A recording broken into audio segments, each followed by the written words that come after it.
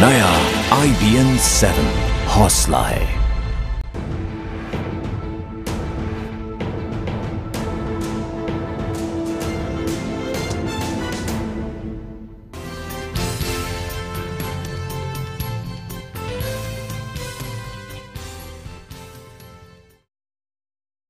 उन्हीं के सिर पर रहा सेहरा, उन्हीं पे ताज कुर्बान हो, जिन्होंने फाड़ कर कपड़े रखा सिर पर कफन पहले। नमस्कार, आप देख रहे हैं स्पेशल रिपोर्ट। मैं हूं आकाश सोनी। दिल में क्रांति का जज्बा पैदा कर देने वाली ये जो लाइनें आपने सुनी, ये महान क्रांतिकारी वीर सावरकर की हैं। सावरकर की 131वीं जयंती पर देश उन्हें याद कर रहा है। प्रधानमंत्री मोदी समेत कई जानी मानी हस्तियों ने उन्हें आज याद किया। आज का पहला ट्वीट प्रधानमंत्री नरेंद्र मोदी का वीर सावरकर को समर्पित था। आजादी के आंदोलन में एक अलग जगह होने के बावजूद वीर सावरकर ऐसे अमर व्यक्तित्व के तौर पर सामने आते हैं जिसने कभी किसी यश या पद की कामना नहीं की, और इसीलिए विनायक दामोदर सावरकर को देश आज वीर सावरकर के तौर पर याद करता है।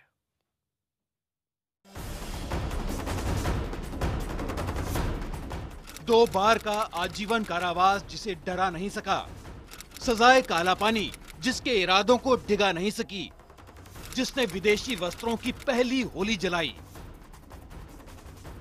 जिसे इंग्लैंड के राजा की वफादारी की शपथ न लेने पर वकालत करने से रोक दिया गया, स्वतंत्रता संग्राम में हिस्सा लेने की वजह से जिसकी डिग्री अंग्रेजों ने छीन ली, विदेशी जमीन पर बंदी बनाने की वजह से जिसका मामला इंटरनेशनल कोर्ट पहुंचा, जिसने 1857 के विद्रोह को पहली बार क्रांति कहा।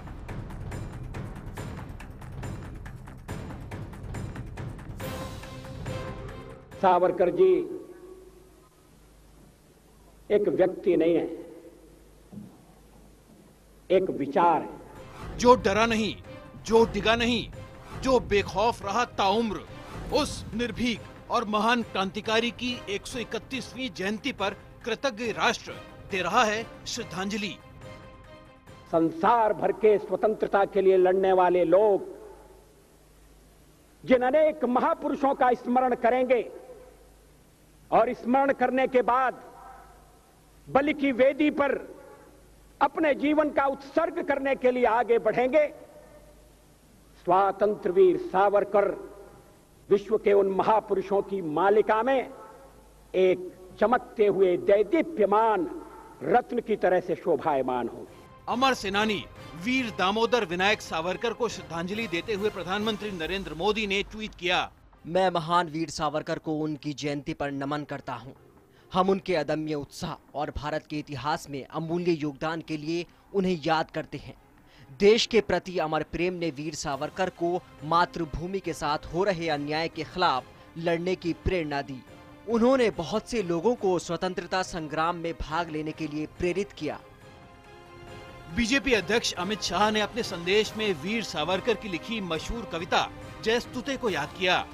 वहीं स्वर कोकिला लता मंगेशकर ने श्रद्धांजलि स्वरूप खुद का गाया कोरस गीत जयस्तुते देश से साझा किया।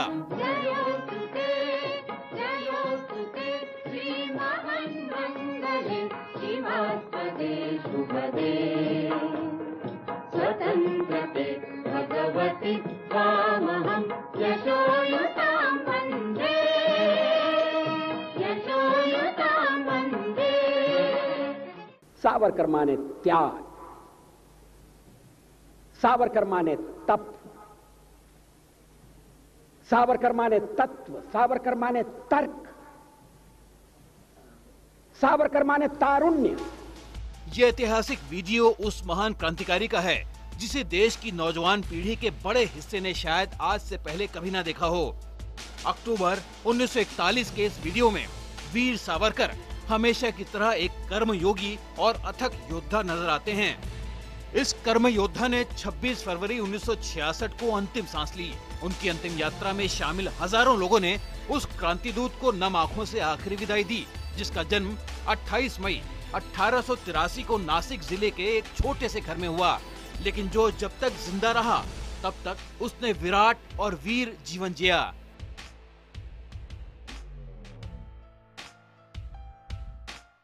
पूर्ण स्वराज के लिए वीर सावरकर ने अपना जीवन स्वाहा कर दिया और उनसे प्रभावित होने वाली जानी मानी हस्तियों में अगर वर्तमान प्रधानमंत्री नरेंद्र मोदी हैं तो पूर्व प्रधानमंत्री अटल बिहारी वाजपेयी भी। करीब एक दशक पहले पुणे में सावरकर दर्शन प्रतिष्ठान ने एक कार्यक्रम का आयोजन किया था। इस कार्यक्रम में अटल बिहारी वाजपेयी ने सावरकर के जीवन पर एक ओजस्वी भाषण दिया था। आइए आपको सुनाते हैं इसी भाषण के कुछ खास अंश। सावरकर जी एक व्यक्ति नहीं है, एक विचार है, एक चिनगारी नहीं है, एक अंगार है, सीमित नहीं है, एक विस्तार है। मन, वचन और कर्म में जैसा तादात्म्य, जैसी एक रूपता सावरकर जी ने अपने जीवन में प्रकट की, वह अनूठी है, अलौकिक है। उनका व्यक्तित्व, उनका कृतित्व,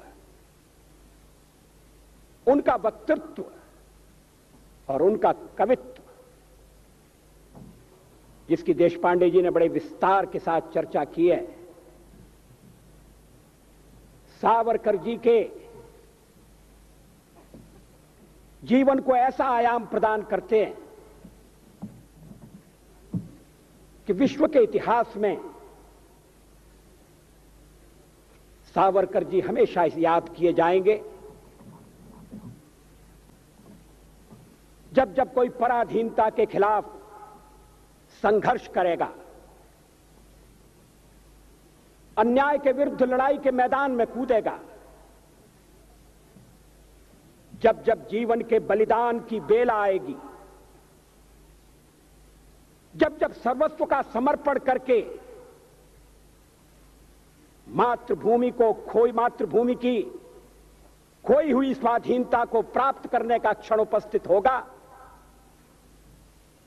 संसार भर के स्वतंत्रता के लिए लड़ने वाले लोग जिन अनेक महापुरुषों का स्मरण करेंगे और स्मरण करने के बाद बलि की वेदी पर अपने जीवन का उत्सर्ग करने के लिए आगे बढ़ेंगे, स्वातंत्र वीर सावरकर विश्व के उन महापुरुषों की मालिका में एक चमकते हुए दैदीप्यमान रत्न की तरह से शोभायमान होगी।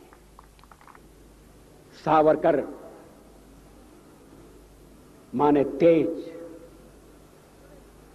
सावरकर माने त्याग, सावरकर माने तप, सावरकर माने तत्व, सावरकर माने तर्क, सावरकर माने तारुण्य,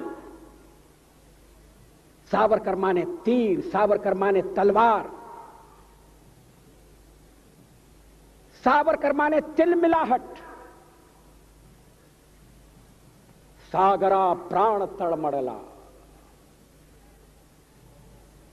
तलमड़ाती हुई आत्मा। सावरकर जी की अतिरिक्त सुरक्षा का प्रबंध था। कमरे के बाहर कोठरी, काल कोठरी के बाहर एक कोठरी, और कैदियों से तो दालान में जाकर मिला जा सकता था। सावरकर जी की कोठरी के आगे भी एक कोठरी बनाकर सींचे खड़े कर दिए गए। सागर का किनारा, पता नहीं सागर और सावरकर का क्या संबंध था। गोदावरी ने भी सावरकर जी को प्रभावित किया था। वो जिस तरह से जहाज से सागर में कूद पड़े,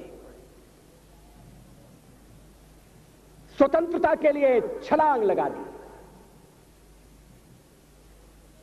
उत्ताल सागर की तरंगें, अनंत सागर,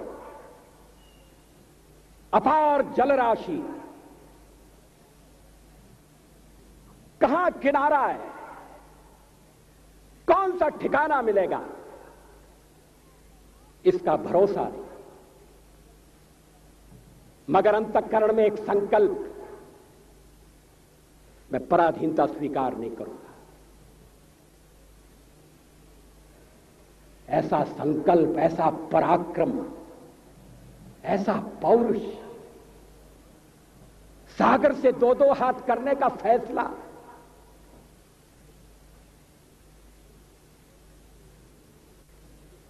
और फिर उन्हें सागर के किनारे काले पानी की सजा। अंग्रेजों के खिलाफ लड़ने वाले सावरकर माने तेज, सावरकर माने तप, सावरकर माने तीर, सावरकर माने तलवार। ये कह रहे थे अभी अटल बिहारी वाजपेयी, जिनका पुराना भाषण आपको हम दिखा रहे थे। अटल जी से लेकर प्रधानमंत्री नरेंद्र मोदी तक फिर ये क्यों मानते हैं कि सावरकर को इतिहास में वो जगह नहीं मिली जो मिलनी चाहिए? ऐसा क्यों हुआ, ये देखेंगे इस ब्रेक के बाद। कई महापुरुष ऐसे हैं जिनका मूल्यांकन अनुचित हुआ है, उनको विवादों के घेरे में डाला गया है, और ये राजनीतिक अस्पृश्यता के शिकार होने वालों में वीर सावरकर जी का नाम प्रमुख है।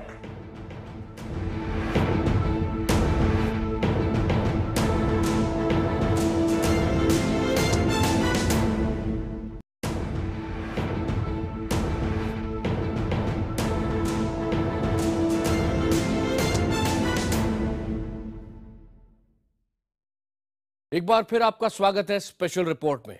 हम बात कर रहे हैं वीर सावरकर की, जिन्हें लोग अंग्रेजों के खिलाफ देश की आजादी के लिए लड़ने वाले क्रांतिकारी के तौर पे पहचानते हैं।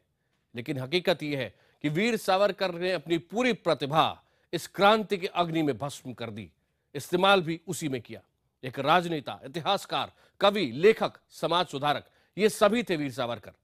लेकिन क्या इस बहुआयामी व्यक्तित्व को इतिहास में सही जगह मिली? इस रिपोर्ट में देखिए।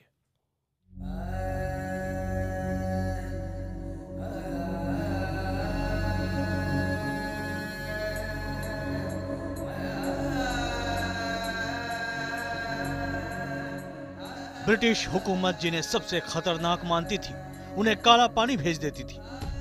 यानी ऐसे कैदियों को अंडमान के सेल्युलर जेल में रखा जाता था। 4 जुलाई 1911 की सुबह वीर सावरकर को अंडमान लाया गया।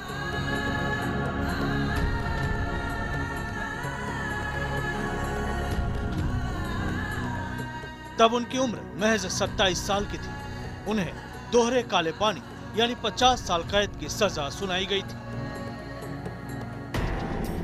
शुरुआत के 6 महीने वीर सावरकर को अलग सेल में अकेले रखा गया ताकि उनकी हिम्मत टूट जाए।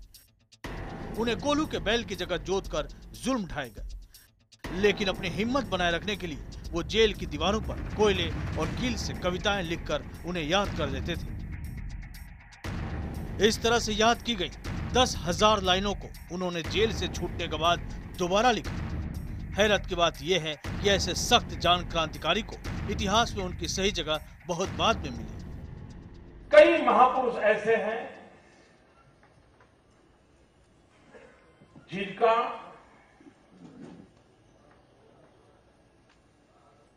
मूल्यांकन अनुचित हुआ है, उनको विवादों के घेरे में डाला गया है, और ये राजनीतिक अस्पृश्यता के शिकार होने वालों में वीर सावरकर जी का नाम प्रमुख है। दरअसल वीर सावरकर अखंड भारत के समर्थक थे। वो ऐसे राष्ट्रवादी थे जो मातृभूमि की खंडित आजादी नहीं चाहते थे। इसलिए उन्होंने बंटवारे के कांग्रेस के फैसले का विरोध किया। इस सोच की उन्हें कीमत चुकानी पड़ी। काला पानी से उन्हें अलीपुर जेल भेजने के अंग्रेजों के फैसले को लेकर इतिहास में कई तरह की बातें लिखी गई। इतिहास की पुस्तकों में उन्हें हाशिए पर डाल दिया गया, जबकि सावरकर जी का जीवन, उनका विचार सिर्फ वर्तमान के लिए नहीं बल्कि पीढ़ियों के लिए, उनमें राष्ट्रवाद जगाने के लिए, देश के लिए त्याग करने के लिए एक प्रेरणा का स्रोत है। 6 जनवरी 1924 को उन्हें अलीपुर जेल से भी रिहा कर दिया गया, लेकिन ये शर्त लगा दी गई कि वो रत्नागिरी छोड़कर कहीं नहीं जाएंगे। यहीं पर वीर सावरकर ने हिंदू पद पादशाही, मेरा आजन्म कारावास समेत कई किताबें लिखी। वीर सावरकर के साहित्यिक कृतियों में प्रबल राष्ट्रवादी चेतना है, क्योंकि सावरकर बुनियादी रूप से एक इतिहासकार भी थे, जो अंग्रेजों की रटाई गई लाइन और मार्क्सवादी सोच से अलग आजाद नजरिया रखते थे। सबसे बड़ी बात ये थी कि इस पुस्तक के अंदर सावरकर ने ये लिखा है कि किस तरीके से हिंदू और मुसलमान ने मिलकर के अंग्रेज के खिलाफ अपनी देश की आजादी की लड़ाई लड़ी। वीर सावरकर शायद पहले इतिहासकार थे जिन्होंने 1857 के विद्रोह को क्रांति कहने का साहस किया था। 1907 में उन्होंने 1857 की क्रांति पर किताब प्रकाशित की, जिस पर अंग्रेजों ने प्रतिबंध लगा दिया, लेकिन वो किताब महान क्रांतिकारियों के लिए गीता बन गई। हिंदुत्व शब्द को सबसे पहले सावरकर ने ही इस्तेमाल किया। हालांकि एक हिंदू राष्ट्रवादी के तौर पर उनमें बदलाव धीरे धीरे आया। बचपन में विनायक दामोदर सावरकर पर अपने पिता श्री दामोदर पंत सावरकर के देशभक्ति वाले विचारों का गहरा असर पड़ा, लेकिन बचपन में ही उनके सिर से पिता और मां का साया उठ गया। बड़े भाई की देखरेख में उन्होंने पुणे के फर्ग्यूसन कॉलेज से बीए किया। इसके बाद कानून की पढ़ाई के लिए वो मुंबई गए, जहां से प्रसिद्ध क्रांतिकारी श्याम कृष्ण वर्मा से मिली छात्रवृत्ति लेकर वो लंदन पहुंच गए, जहां वो कट्टर क्रांतिकारी बन गए। नासिक जिले के भगूर गांव के इसी छोटे से घर में विनायक दामोदर सावरकर इनका जन्म हुआ। पिता दामोदर पंत ये विद्या प्रेमी थे, जिनका असर उन पर पड़ा। बचपन से लेकर अंत तक का जीवन अगर सावरकर इनका देखा जाए तो स्वामी दयानंद के आध्यात्मिक मार्ग के साथ वासुदेव बलवंत फड़के इनके क्रांतिकारी विचारों को उनको मूर्त स्वरूप देना था। अंग्रेजों ने उनके क्रांतिकारी विचारों से घबराकर उन्हें 1910 में गिरफ्तार कर पानी के जहाज से वापस हिंदुस्तान भेजने की कोशिश की, लेकिन बीच रास्ते में सावरकर समंदर में कूद गए थे। उन्हें दोबारा गिरफ्तार कर बाद में काला पानी भेज दिया गया था। काला पानी से छूटने के बाद ही सावरकर के विचारों में बदलाव आया और वो राष्ट्रवादी विचारों के लिए जाने लगे।